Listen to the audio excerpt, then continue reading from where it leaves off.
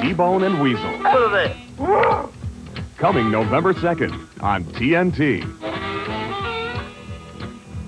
Now to see, it could have been me. According to the charts, Billy Ray, it already is. I feel lucky today. 7 come 11, Mary Chapin. You've got a winner. I just don't think I'll believe my heart this time. Video PM. It's not just the music. It's who makes the music. Video PM, weekdays 5 p.m. Eastern on TNN. This is CNN.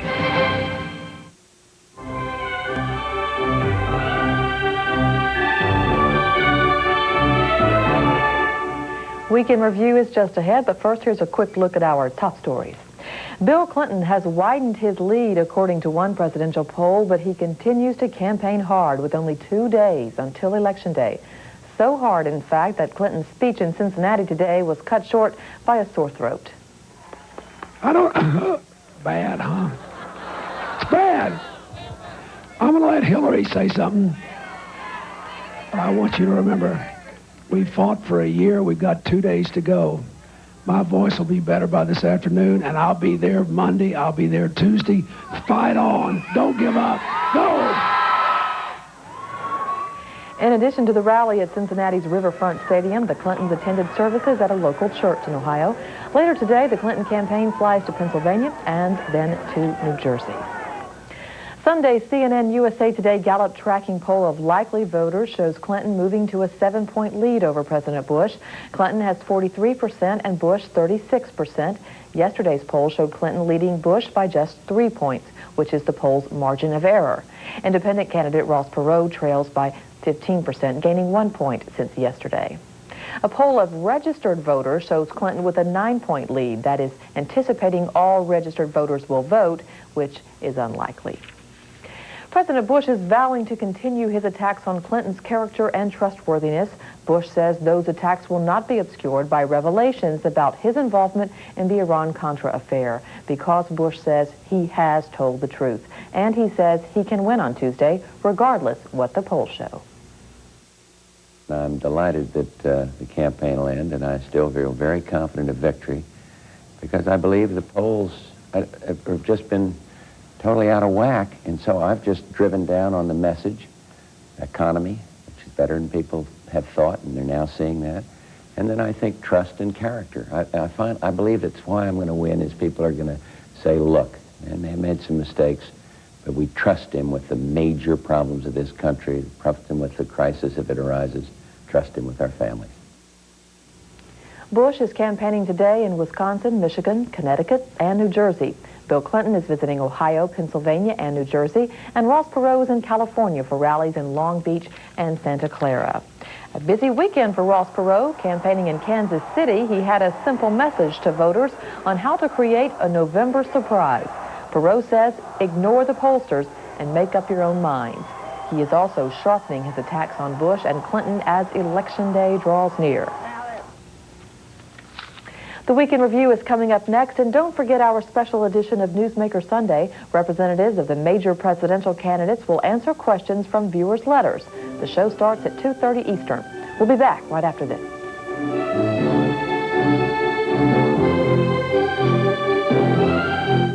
It's all a matter of a new way of thinking about a car. I want you to think about... You want to go? Good job. It's unbelievable, the control. You're hanging onto a wheel, you're touching the pedals, and there's a tremendous amount of information and feel there. This car's a real different feel than my car. But a good car tells you sooner. Here's the problem.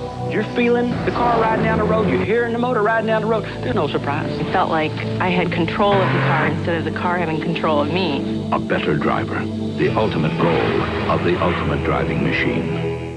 If you're under a physician's care for high blood pressure, ulcers, or asthma, then your choice of a non-prescription pain reliever is especially important for millions of people like you.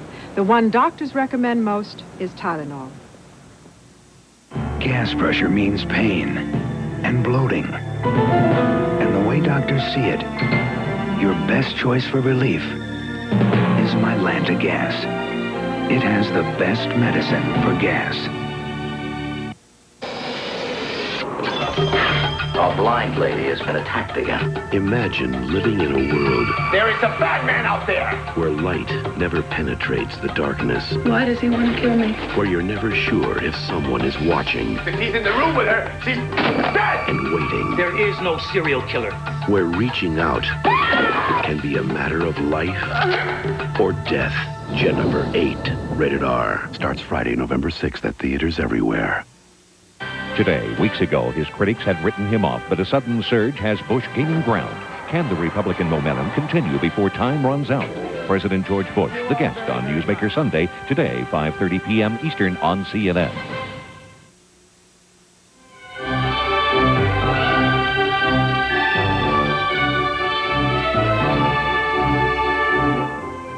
I'm Natalie Allen in Washington. Coming up on Weekend Review, the countdown to the election.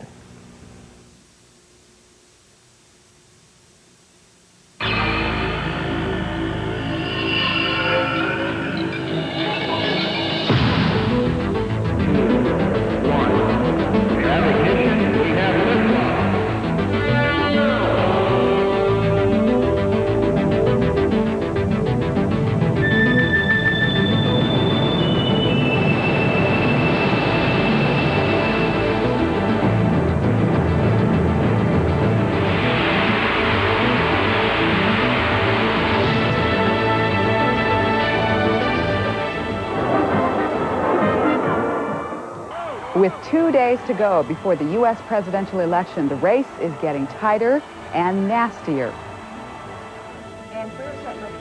Heavy voter turnout is crucial to this election, and both parties are working to get out the vote. And Canadian voters say no to special status for Quebec. For Sunday, November 1st, this is a special half-hour edition of Week in Review. Hello and welcome. I'm Donna Kelley, sitting in for Susan Rook. It's been a volatile campaign from the start, and in the last full week till the presidential election, as rocky as ever, several national polls show considerable tightening in the race between Bill Clinton and George Bush. And Ross Perot's rise in the polls fell flat after he, once again, accused the GOP of playing dirty tricks. They feel it slipping away from them. They know it's moving away from them. They know we're going to win the election.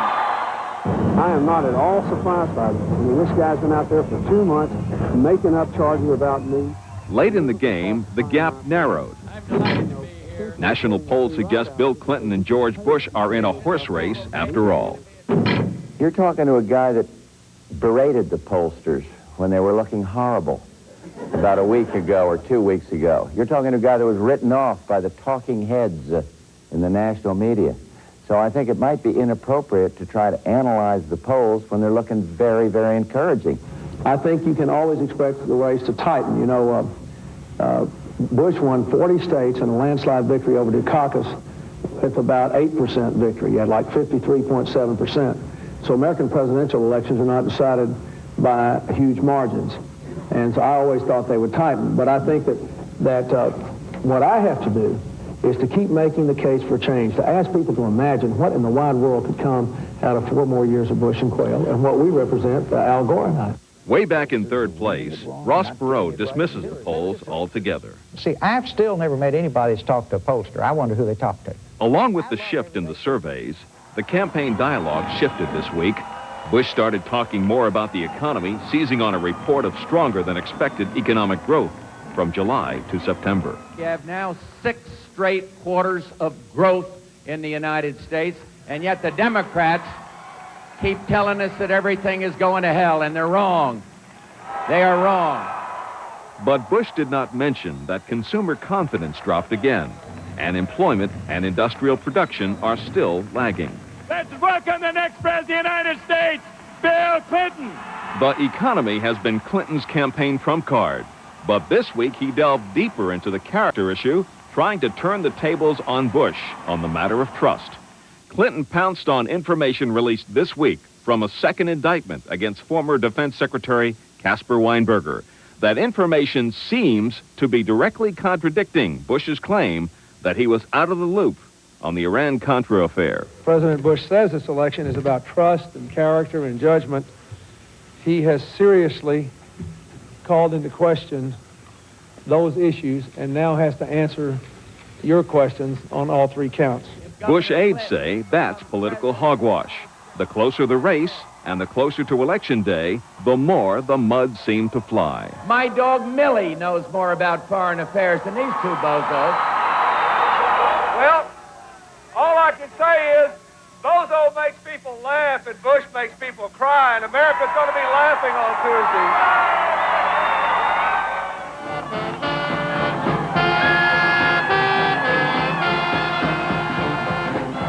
But it was Perot who let loose the most talked-about charge of the week. He claimed GOP dirty tricks prompted him to quit the race in July. I received a report of a high-level Republican meeting where they said, we have thrown everything we can make up on Perot, and he just keeps on coming and keeps going up in the polls. Isn't this guy sensitive to anything? And one person in the meeting unthinkingly said he adores his family. A couple of weeks later, I got a report that there was a plan to smear my daughter Carolyn, who was about to get married on August the 23rd, and believe it or not, disrupt the church service at her wedding. Now, Perot dropped the bombshell last Sunday during his first venture out of the campaign trail since entering the race. Perot admits he had no proof. He says he now accepts the Bush campaign's denial that any dirty tricks were planned against his daughter. Still, Perot bristled at questions about the credibility of his claims. I am sick and tired of you all questioning my integrity without a basis for it. Hey, look, I don't have to prove anything to you people. Perot repeatedly lashed out at reporters during a surprise appearance at a campaign briefing. His anger and his allegations renewed questions about his temperament, just when he had been rising in the polls. White House spokesman Marlon Fitzwater described Perot this way. A paranoid person who has delusions. The Clinton campaign was content to let the Bush and Perot teams bash each other. Mr. Bush and Mr. Perot have called each other names for months because Mr. Bush says Mr. Perot hired people to investigate his children. Now Mr. Perot says Mr. Bush hired people to look into his children. Looks to me like what we ought to be doing is what I've been doing. I'm looking into your children and their future. Though he called Perot's allegations strange, Clinton hinted he might find a place for Perot as an advisor in his administration.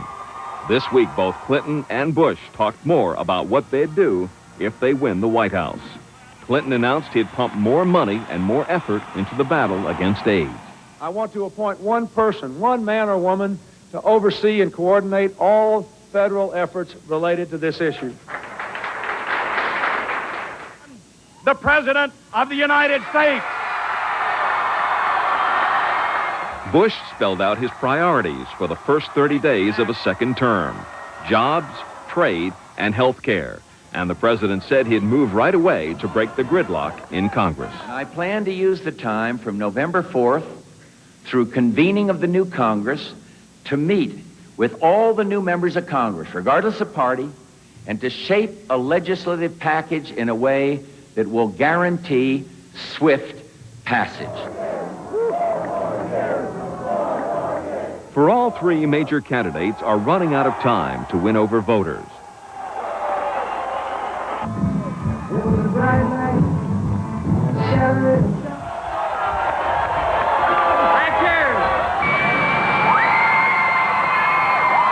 Bush and Clinton are crisscrossing the nation, focusing on key battleground states.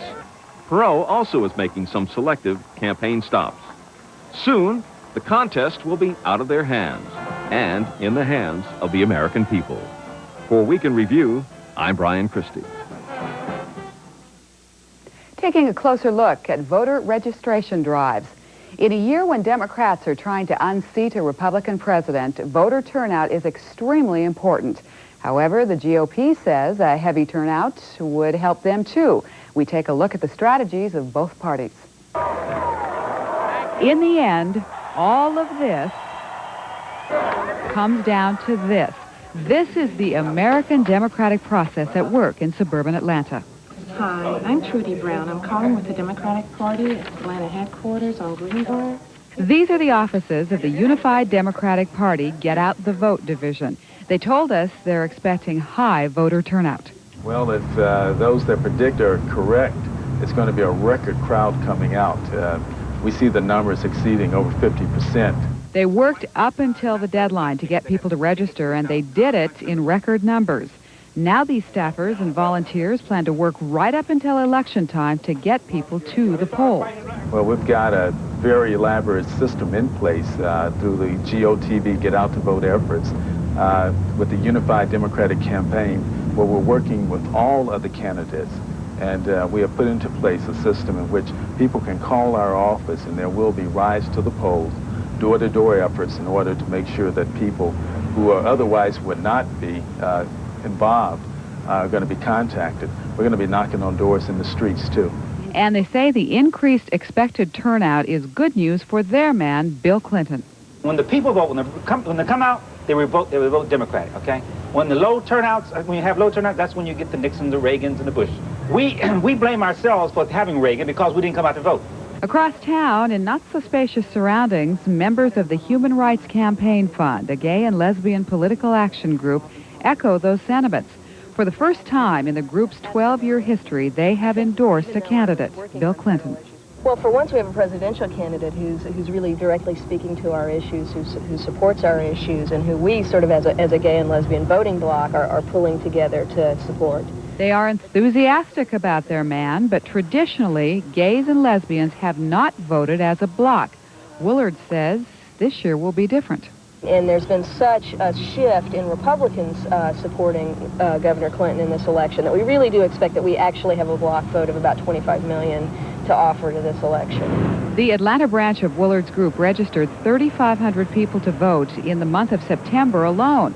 And volunteers are working phone banks and planning events to make sure those voters make it to the polls. I believe in the past there's been a certain degree of apathy because a lot of members of our community felt disenfranchised. And this year, finally, we have a candidate that is speaking and addressing our issues in some manner. And a lot of people that have never voted or haven't voted in a long time are registered. The familiar campaign theme of family values came up. Yeah, it's very scary because we have families, too. We have people that have spent years trying to establish relationships, to have children, to adopt children, and what we find is that somebody else has tried to appropriate what a family means. We find very high interest in voter registration this year, but we'll have to wait for a day and a half to see if those who registered do actually vote on Tuesday. And for many Republicans, the days leading up to November 3rd have been the fight of their lives.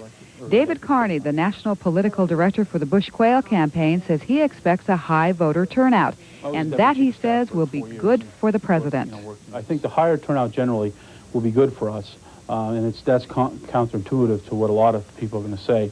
But I honestly believe that the more people get above the partisan levels of the people who turn out anyways, the more people are going to be actually concerned about the presidency and what we're going to do for the next 4 years. And the Republicans have also been busy registering voters. We focused this summer and this fall in some key areas. In suburban areas, there's some strengths where the Republican Party hasn't gone out and registered people who live in Republican households. So if a son or daughter or a relative of somebody's lived in a home and we're not registered, we worked special effort to get those people out to vote. And thirdly, we have had a tremendous effort with our college Republicans on college campuses to register college students, and that has been very effective. One of those students is Matthew Kramer, the chairman of the College Republicans at Georgia Tech. His group is working to involve students in the issues and the process. Did you find high interest? There's very high interest this year in the presidential and senatorial campaigns. Why? What do they tell you? Well, you have a large number of students who grew up during the 1980s, and it was a period of conservatism in the White House and liberalism in the Capitol.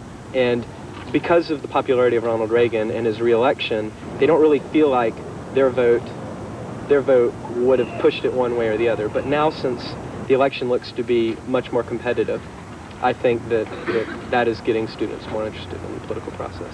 The democratic process requires people be informed and that they be involved. I don't like it when a lot of people come out and vote who haven't paid attention to the issues. And I don't think anybody wants uninformed voters.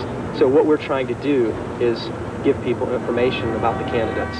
And hopefully those who are motivated will then make up their minds and vote. We don't think it helps the process in this country when people who don't know anything about the issues go out and blindly pull a lever. No matter which side you're on this year, the democratic process appears to be alive and well. We believe that we will be able to build Quebec within Canada. That's the policy of the Liberal Party. Remember when cats sang for Meow Mix? Meow, meow, Well, meow, today's meow, Meow Mix tastes even better. With flavors cats prefer over the old Meow Mix 3-to-1. And cats are doing more than singing for it.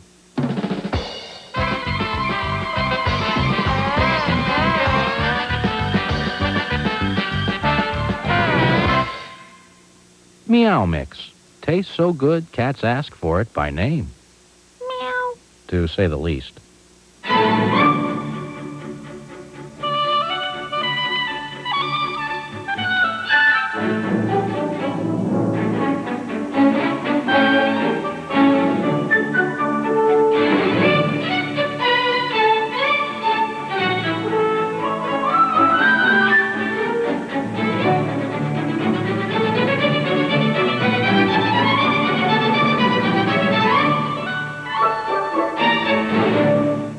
You need to know how memory works. I wonder how often I should save the pages I'm working on. You'd like to know more about color graphics.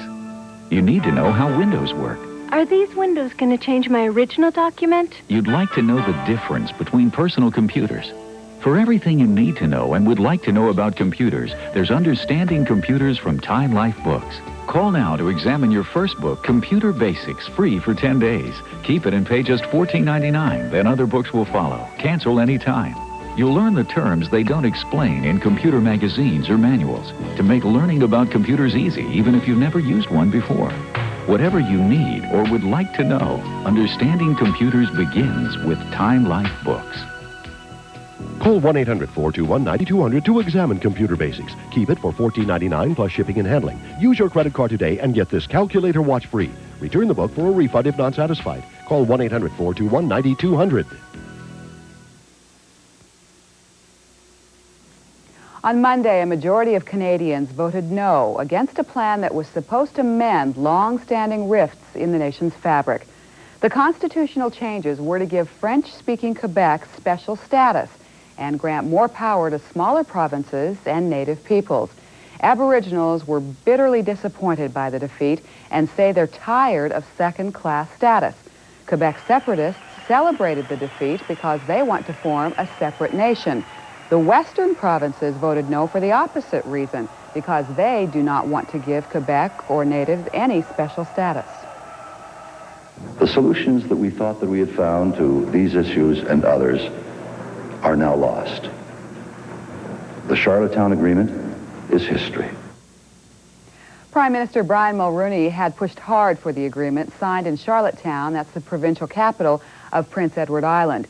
Mulroney's popularity has sunk to an all-time low. He says he will now put constitutional reform aside and work on boosting Canada's sagging economy. If you have questions or comments concerning Week in Review, we'd love to hear from you.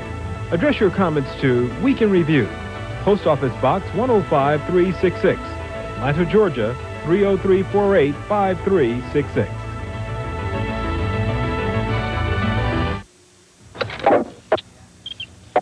The accident took my arm, and I thought my job. I just couldn't do what I used to. So Liberty Mutual gave me a Boston elbow. Its power and flexibility gave me back the ability to do my job, which gives me back the ability to pick up a paycheck.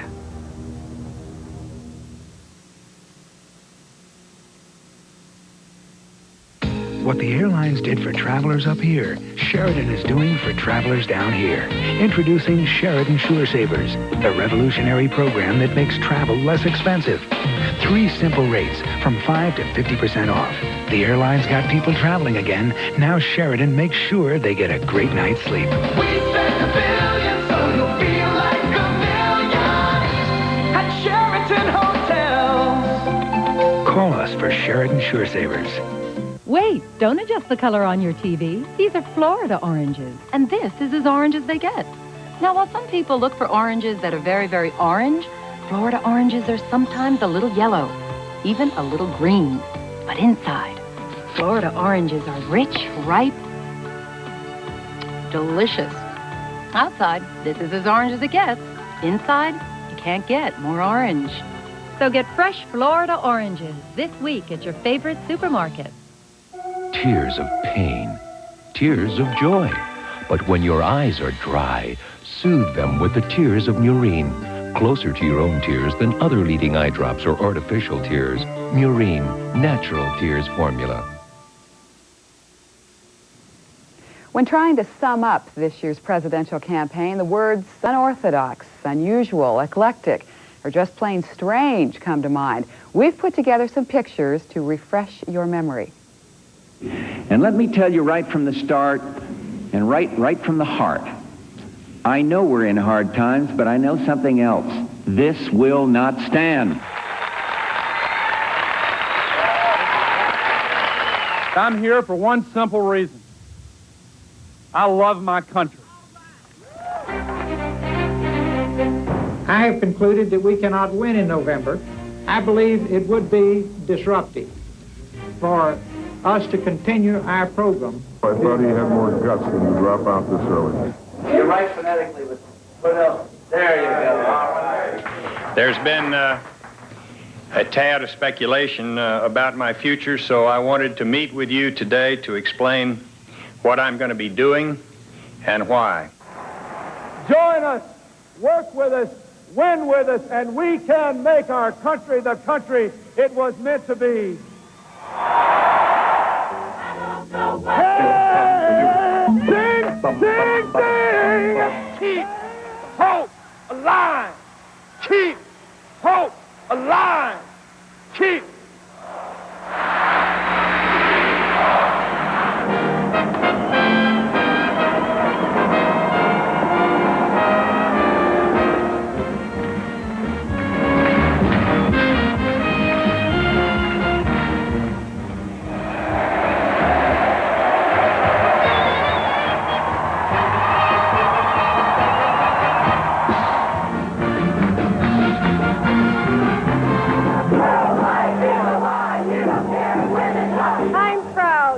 pro-Bush and pro-choice.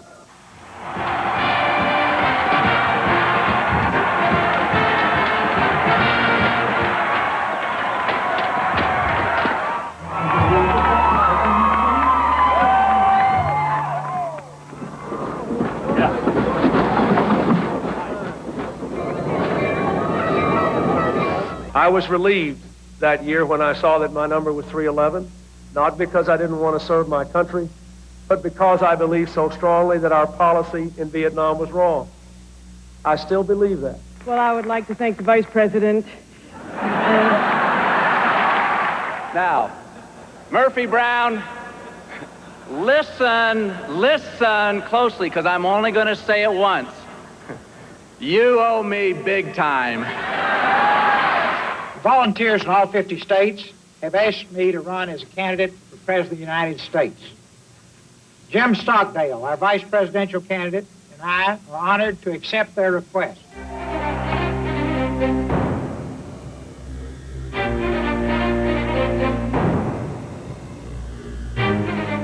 Your father was right to stand up to Joe McCarthy. You were wrong to attack my patriotism. I was opposed to the war, but I love my country. It's ridiculous that a member of Congress can serve for 30, 40, 50 years and you limit the terms of the president, but that's another subject. We're fixing to limit one. Yeah. I believe that character is a part of being president. I don't have any experience in running up a $4 trillion debt. That's this half-hour edition of Week in Review. I'm Donna Kelley. You have a good week. 3,089. That's what somebody from the kitchen staff said.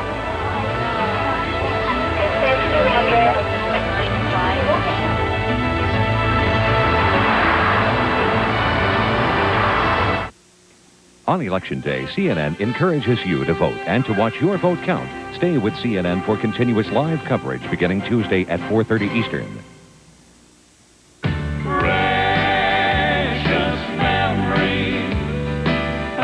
Heartland Music presents the Statler Brothers.